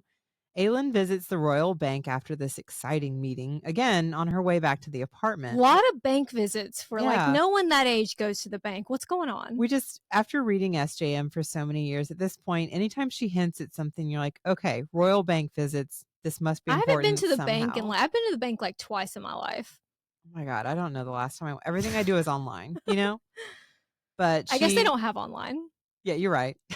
You're right. Aelin visits the bank after this meeting on her way back to her apartment, where Lysandra is waiting just as they'd planned. I love that they're, like, getting together and scheming. She tells Lysandra she read Wesley's letter, and after she memorized the dates and names and accounts, interesting, she burned it. Yeah, sorry I couldn't save that for you because, like, I'm sure just having something with Wesley's Oh, I handwriting would know. have been nice Well, for she was Lysandra. clearly capable of hiding it, so maybe we should have just given it back to her. I don't know. But she hadn't read it though, right? Because it was sealed. Yeah, she did. She did respectfully leave it sealed. It doesn't really change Aelin's plan. Everyone's names are still in that burn book that she made on the way from Winland, but now they're in Sharpie because it confirmed they all deserve to be on it. She, like, underlined everyone. Fugly slut. Lysandra is picking lint off her gown, which is very Reese coded. Do we think that it's because Reese and Lysandra, those two characters, that they feel dirty on some subconscious level? Ooh, I hadn't thought about that, but you're right. Both of them have been kind of used in a way that we know that it's not their fault. Like they can only scrub so much. Right. Yeah. Because it's just maybe. interesting that those are there's probably other characters that I haven't There's picked just up little on, but things that yeah. are pointed out like that that you're like, yeah, maybe. Yeah. It sucks Aelin and Lysandra spent all that time hating each other because Arabin pitted them against each other. Pitted them against everyone, really. Well, I love that they're getting to know each other on a deeper level because Lysandra and Aelin, this is one of my favorite friendships in the Massverse. I'm just so glad we're here now because I love Lysandra and I love to talk about her. I'm like, no, I can talk about Lysandra. Well, I say one of my favorites in the Massverse is probably the only one that I really like. I mean, like, I love Nesta and the Valkyries, but Feyre needs more female friendships in ACOTAR. Like, that's something that's missing from that series because do her and Mor even really know each other, or her and Amren? I don't think so. But also, we weren't huge fans of Danica. No, Bryce in Crescent City. I mean, like, Bryce is left hanging. It's not like Fury and what's Juniper, her hooves? the dance Juniper. What's her hooves? It's not like they're doing a lot for Bryce's friends. No. You know, like they weren't like this is like true in the beginning. Female friendship. This is us seeing the very beginning of like Lysandra's ride or die for Yes. Aelin moving forward. And I love this for them so much. Aelin might have Rowan now, and she's hoping to have Aideen again soon, but she's really missed having female friendship.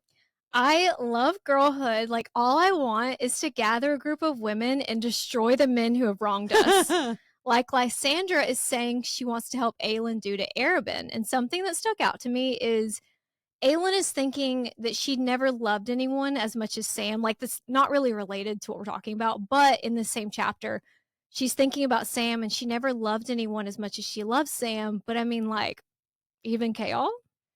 Because there was a point where she did think she loved Chaol. Chaol was a stepping stone for her. And I feel he was a very important moment for her, but like Sam was such a turning point for Aelin. He was so pivotal.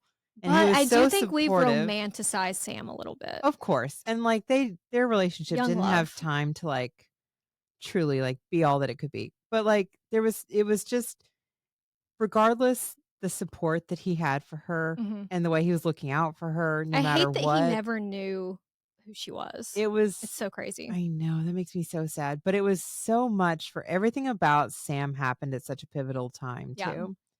Chaol picks up on that later also when he puts it together that Aelin knows about him and Nezrin, and she just doesn't seem to care. Isn't that the worst? Okay, so I was nothing is worse than being like, he doesn't even care. Doesn't even care when you're trying to make someone jealous. They could care less, could not care less. So in the book I'm reading or listening to now, Lights Out. Uh-huh. So she starts dating this guy, well, the mask guy, Of course, the the mask mask. stalker.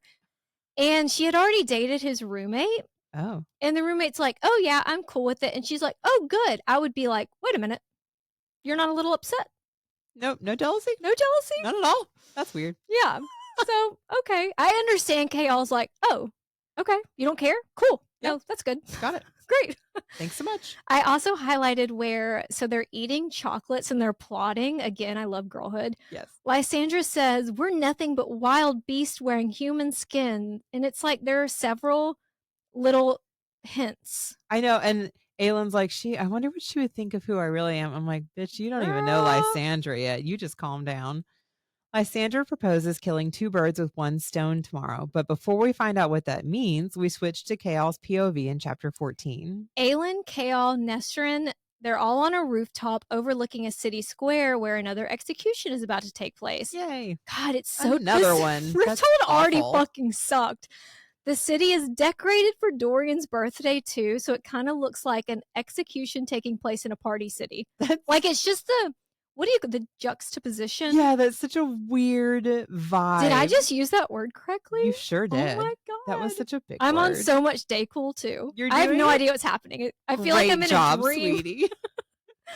Aelin and Chaol are whisper fighting about touching or not touching possessed baby girl tomorrow, and Chaol knows he went too far when he threatens Ooh, Adian. too far. Like, it just Chaol, he's so jelly, he can't help it. The things that come out are like below the belt. Aelin's like, "Oh, you know what? You do that, and you'll see this fucking monster that you accuse me of being of. Like, Well, how dare you?" It's not just threatening Aelin's only family left, but Adian sacrificed himself so Chaol could leave the glass castle. Like, I know you're very worried about Dorian, but you need to also be worried about Adian because he gave his life so that you could flee. And yeah, I'm using the word flee. Yeah. Yeah. And I mean, Chaol's only saying it to be petty to Aelin. He doesn't Yes. actually harbor any of this ill will towards Adian. Well, but he also doesn't, when they get him back, like, not to spoil, Adian doesn't die. He doesn't really talk to him or like go check on him or anything. I know. Well, Chaol's in Like, his y'all own, were bros. he's lost in his feels. He's got to sort himself Yes. out, and it's kind of annoying. But yeah, I mean, it's not just Aelin's only remaining family. Like, this is her court. Yes. Aelin's a fucking queen. You're not about to threaten what I'm going to Right. utilize to bring my kingdom back to, like, don't even start with me. Like, she's like, too far. Yeah. You've gone way too far. And I swear to God, if Chaol refers to Arobynn as Aelin's master in his inner dialogue like one more fucking time. I have so much more. I don't know. Grace for Chaol, this reread, but there are a few things that I will not be holding space for. Calling Arobynn her master, knowing her history with him, calling her a monster, and then citing Indovir as the example of her being a killer. That might have pissed me off more than anything. That, like, I keep bringing it up because that was, talk about below the belt. Chaol was taking so many steps forward. And like, even though if it's his inner Yeah. dialogue, it's like, I don't care if you're angry and petty and having him come apart. He's not being fair and he's not being No. honest with himself. So he like took himself a step back with Well, that. I swear that Sarah just had to blow up that ship. Like, maybe Aelin and Chaol will end up together so that the other ship could roll in. Like, I just Yeah. think she had to put like a. But it's also so realistic because if you've just broken up with somebody, Yeah. anybody that's like, yeah, we're still Oh friends. my God, I have said horrendous shit to people in You fights. cannot actually be friends with your ex until you have truly let it go. Like, they've barely seen each other since their breakup. Like, they're not ready yet. Oh my God. This is so realistic. Like, it's annoying and it's stupid, but like, I appreciate her writing it in because it's so realistic. Like, we're saying trying to just work the together. lowest shit you can think of Yeah. in a fight to hurt someone. Like, I remember I've said, like, talking about, like, you a lot of big words for a man your height. I said that. No man wants to hear that about us. I will not be accepting criticism from someone who doesn't wash their fucking legs. Those are my, like, when I said something and I was like, oh, like it came out and then I was like, I could think of worse things to say. You know exactly who I was talking to, too, Yes. if you It's think just- about it. There's so many, you know, like it's such a realistic scene. It's annoying, like, you wanna get mad at Kale for so many things, but you're also like, "Yeah, I would if my ex, my very recent ex, we haven't worked through it, we're trying to, like, do something together," like, I do get it. Yeah. So, like, while they're whisper fighting, Nesrin keeps Poor telling them Nesrin. she doesn't have a clear like, she's actually focused on Yeah. what's happening right now. They're 'Cause trying to there's save still somebody. yeah, there's still people who are about to be killed. Yeah, we're actually here to do something for somebody else. She's like, I don't have a clear shot with my arrow."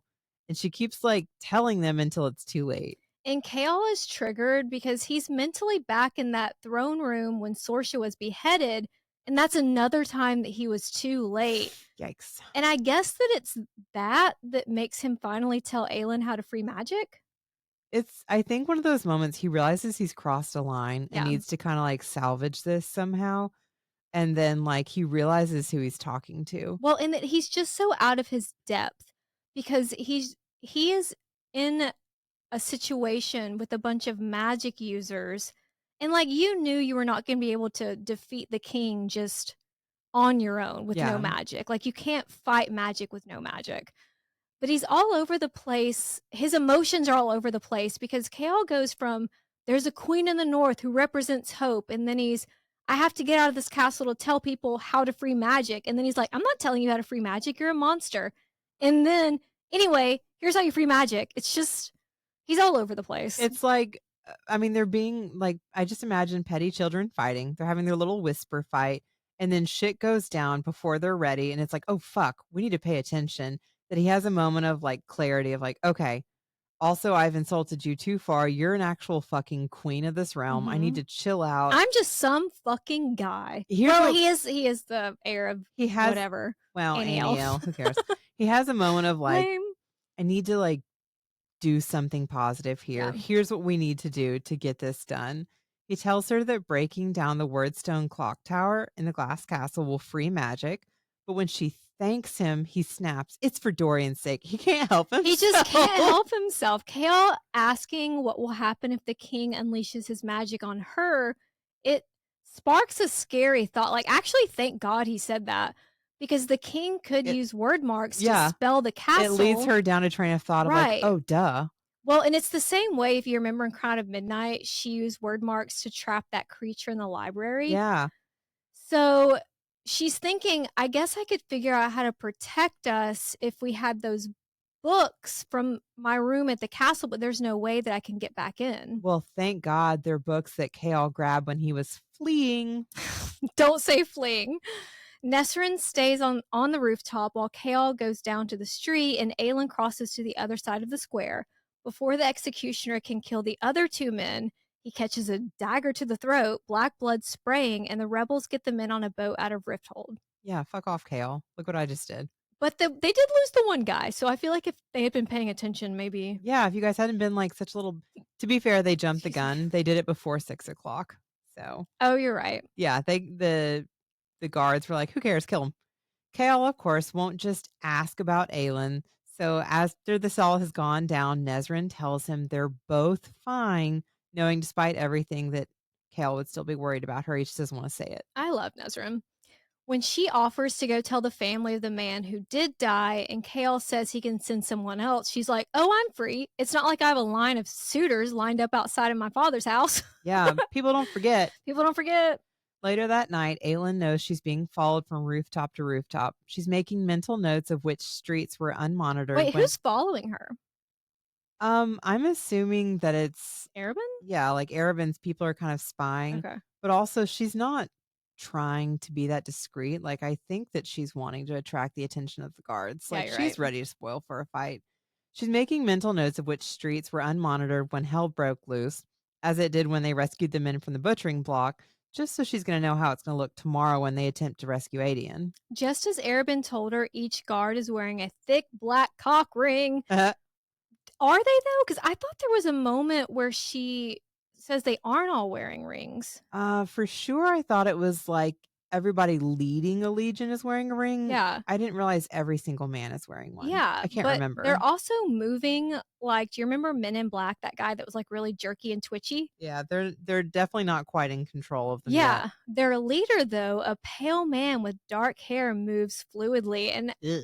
does being infected with Valg make you sexier, or are the Valg princes just like, no uggos, bring us men with sensual mouths? Because they all seem to be sexy, but then there's uggos. Yeah, so, like, do they just help the men out? Like, are they accentuating like, are the men, like, okay looking and then the I don't Valg infests know. them and they're like, "Ooh, we're a 10." Imagine they bring you and the Valg are like, not that one, too ugly. I don't know because they do all get described as being beautiful.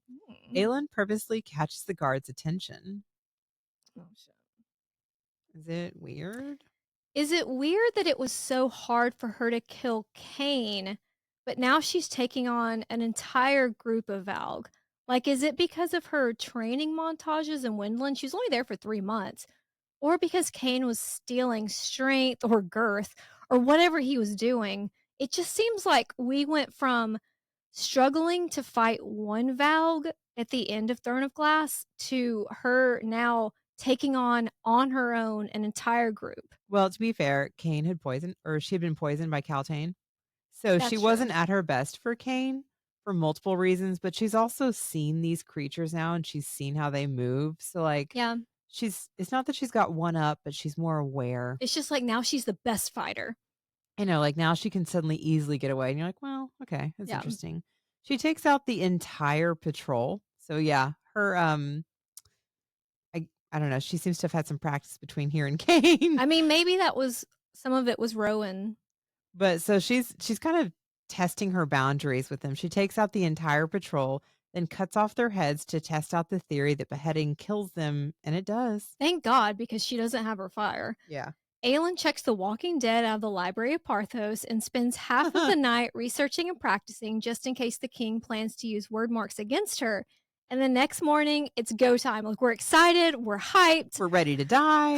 Aedian's very ready to die. Against his will, Aedian has been healed enough to attend his execution, where they are going to cut his head off with his own sword, the Sword of Orinth, which is actually Aelin's sword because it was her father's sword. What a big display. But can I just say, I know that Aedian is depressed and he's on his way to his own beheading, but they describe him as like a loose white shirt and ponytail, and you know he looks good. Well, they had to shave him, so I was just imagining that stubble, like low key. Ooh, Party sounds pretty the too. party sounds. I would love this I mean, party. everything about this, like I'm hearing the stubble. Okay, stubble's gone. Fine. The party sounds pretty. Well, Like, I love oops. being a part of something, and like I love chanting, and I love all the I group still love activities. chanting.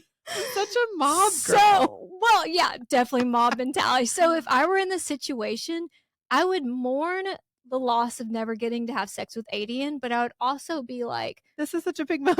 yeah, this is fun. I mean, there's red and gold banners hanging from the Yeah. rafters. There's spring blossoms covering the tables. There's an archway of roses. Can you imagine the pictures we would be taking in Oh front my of the archway God, of the roses? content. The It sounds content. great. Aside from the execution, sounds delightful. At least the Valg prince inside Dorian is enjoying himself. He's like, this is a nice party. This is wild. Our birthday. You know what else is wild? The woman who birthed Dorian doesn't pay enough attention to her own son to notice that something is up. And I think part of that was probably Dorian never really let anyone see the real, because he was very like, this isn't me. I don't like this. And so I don't know if it was like on both sides. Well, and the things that his mom was interested in are like Acrobats. vapid and shallow, because that's all she's allowed to have. But I would also be vapid and shallow had I been a royal. I would be watching acrobats like, yay! Well, your husband is the cruel king, so Yeah. it's like this, and you also have Hullen, who is a devil. Oh, that little so terrorist. she doesn't have a lot to look forward to in life, and they just have different interests. So Right. I I don't just know. picture her, she's actually just disassociating It all I the mean, time. She kind of probably has to. A Makes sense. painted and costumed Aelin arrives outside the glass castle with Madame Florine and her troupe of dancers. Speaking of Juniper, Troupe of dancers. Another character that we met in Assassin's Blade. Madame Florine Mhm. is a dance teacher and a retired dancer herself. 2 years ago, when Selena used almost all of her money to free herself and Sam from Erebin, Madame Flooring refused to take her money for lessons. Like, she had originally been getting paid for the Mhm. lessons, and then Because all the assassins have to learn how to dance, which I think is so funny. well, you can't really, like, immerse yourself in a like, blend in unless you can, like, look the part. Yeah, you gotta be able to So, dance. originally, Arabin had been paying for these lessons, and then when Selena basically kinda separated herself from Arabin, she couldn't afford it, but Madame Flooring, how sweet, continued her lessons despite not being paid, and she also allowed Selena to stay after class to play chopsticks on her pianoforte. Well, and it makes me I don't understand why so Madame Florine was on Aylin's list when she was coming over from Wendland of, like, her list of people that are gonna fucking get it. Did I she think that she might have had something to do I with think she made a list Sam? of everybody affiliated with Arabin. Okay. Like, I think anybody that had been part of her training, anybody, and then she probably went through and thought over each of these and their motives. But so Madame Flooring was probably on there because, like, She did fuck with I Arabin. mean, she got to Madame Flooring through Arabin. That's how Yeah. she met her. So she still had a moment of like, where's your loyalty? So Aylin has dyed her hair brown and she has heavy makeup like she followed one of Michaela's makeup tutorials. Not to call you out. Thank I you. actually have the perfect voice for Kim Kardashian. I have the perfect voice for her right now. But Aylin is pretending to be an understudy with the dancers. To me, it's insane to think that Arabin paid all these women enough to do this, right? Like, these people are going to have to leave Rifthold. They're going to have to go into witness protection. They're just giving up their lives and their families, and like everyone's leaving. It's just Well, crazy. yes, and like I feel like this is probably already set up. This is probably already planned as part of the entertainment. And Arabin was like, "Look, there's some other shit going down today."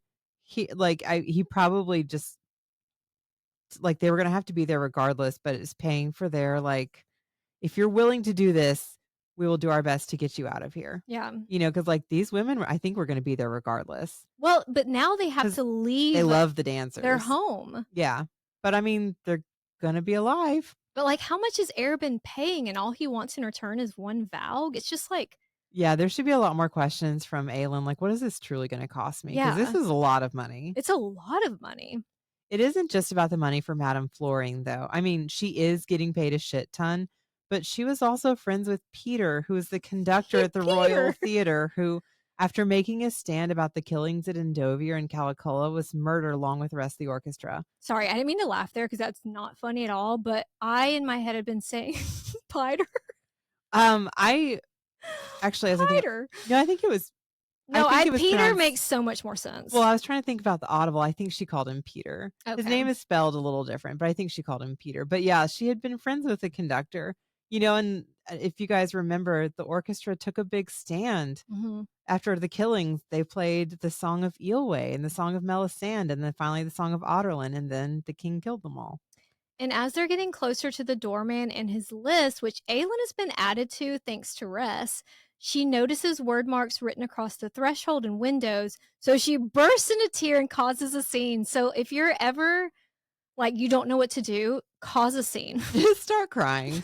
I need some water. I know if I like am out of things in an argument, I will start making fun of your laugh or I will start crying. I know, I'm so mean.